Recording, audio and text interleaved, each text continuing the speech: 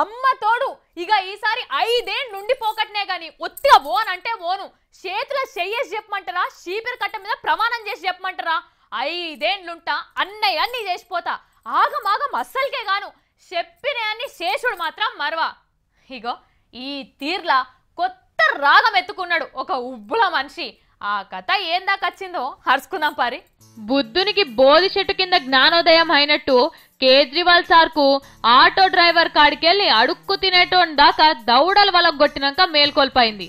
ముచ్చటగా 5 ఏళ్లు అధికారంలుండుమని జనం ఓట్లేస్తే 50 రోజులు కూడా నిండక ముందే రాజీనామా చేసి తిక్కల పని చేసిండు.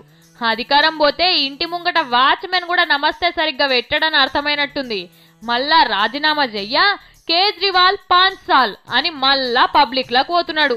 పున్నమి నాడు జయ్యనోడు అమాస నాడు జయ్యబోయినాడు అని అందరు గుసగుస పెట్టుకుంటుండగానే ఢిల్లీ అసెంబ్లీలో ఎన్నికల దీపం ఎలిగియా పోతున్నారు ఎన్నికల సంఘం వాళ్ళు. మరి ఈసారి ఎట్ల ముంగడ పడతాడో ఏం చేస్తాడో చూడాలే గాని కేజ్రీవాల్ సారు ఎవ్వరం చూసినాక మాత్రం ఒక్క ముచ్చట అర్థమైంది అందరికి. ముఖ్యమంత్రి అనేటోడు ముఖ్యమంత్రిగానే ఉండాలి, అధికారి అనేటోడు అధికారిగానే ఉండాలి.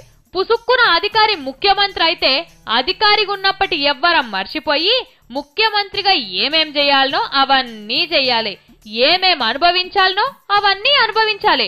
సీఎం అయినాక కూడా నాకు సెక్యూరిటీ వద్దు, నాకు కాన్వాయ్ వద్దు, నాకు ఇదద్దు అదద్దు అంటే ఆట ఏడ షురు చేస్తే ఆడికే వచ్చి ఆగుడు మాత్రం గ్యారెంటీ.